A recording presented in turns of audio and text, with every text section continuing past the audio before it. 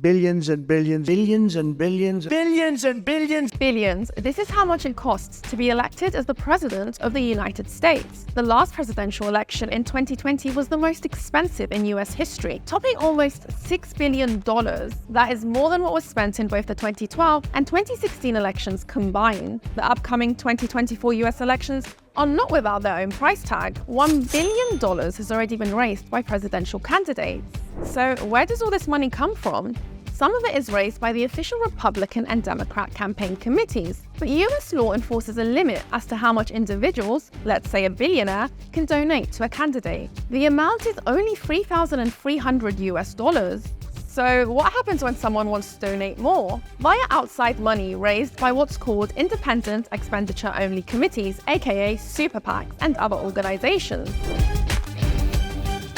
Super PACs are private organizations separate from a candidate's official campaign. This means they can receive and spend an unlimited amount of money. This money can be used to support a presidential candidate, for example, by paying for TV or digital advertising. If you just saw that name, Future Forward, you wouldn't know that that organization is connected in any way to the Biden campaign or the Harris campaign.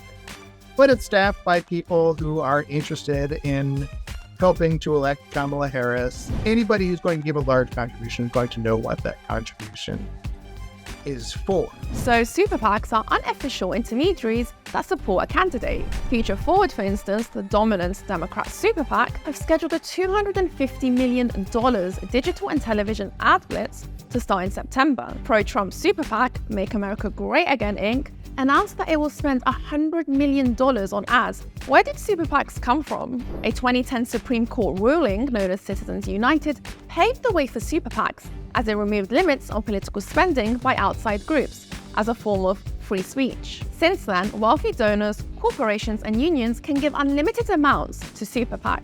Even though it is clear as day who some of these super PACs are advocating for, they are not allowed to directly coordinate with the candidate or campaign. It's in many ways the sort of thing that America has struggled with.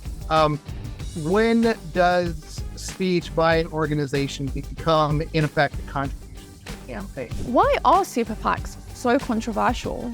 Anna, we don't have a democracy. We have an open auction. 100%. It's so brazen, by the way. Critics believe the billionaire money funneling into US electoral system defeats the core purpose of democracy, to function for the will of the people, not just the rich.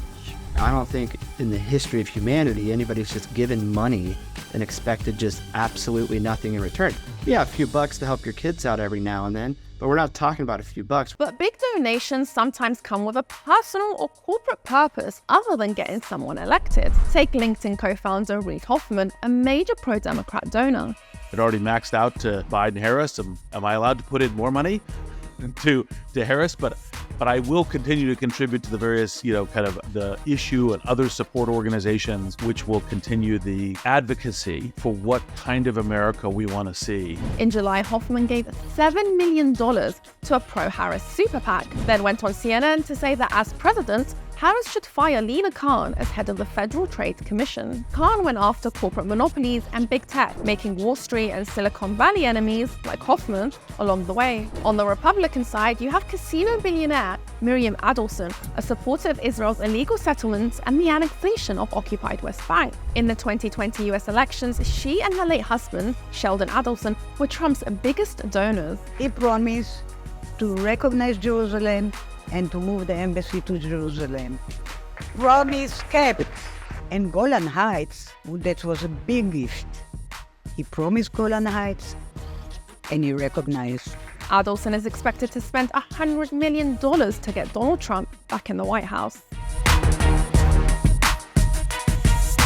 Donors like Hoffman and Adelson are out there in the public and traceable, as super PACs have to report donations to the Federal Election Commission. But there is another way of donating to US election campaigns, which comes from anonymous donors whose identities are not disclosed. Some call that dark money. According to Open Secrets, which is an independent group tracking money in US politics and its effect on elections and public policy, $174 million in dark money poured into supporting Biden's presidential bid in 2020. That's 6 times more than the $25.2 million that flowed to President Donald Trump's unsuccessful re-election bids.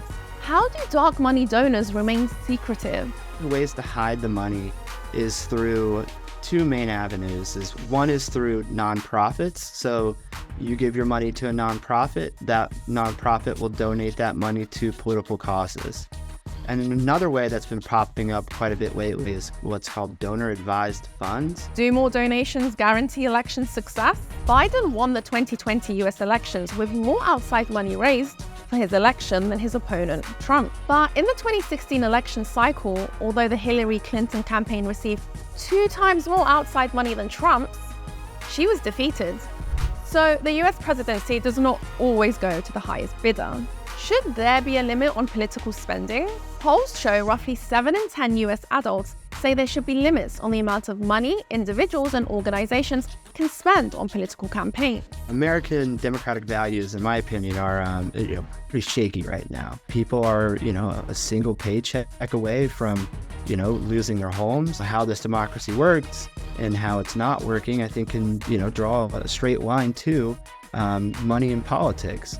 And politicians here in America aren't really advocating and passing policies that are in the best interest of the American citizens. Both Republican and Democrat campaigns benefit from donations, be it via official campaigns, super PACs, or outside money. But with the involvement of the mega rich, who might ask for a quid pro quo, along with ordinary citizens who donate a symbolic fee, the question remains, does American democracy favor the rich or the everyday American?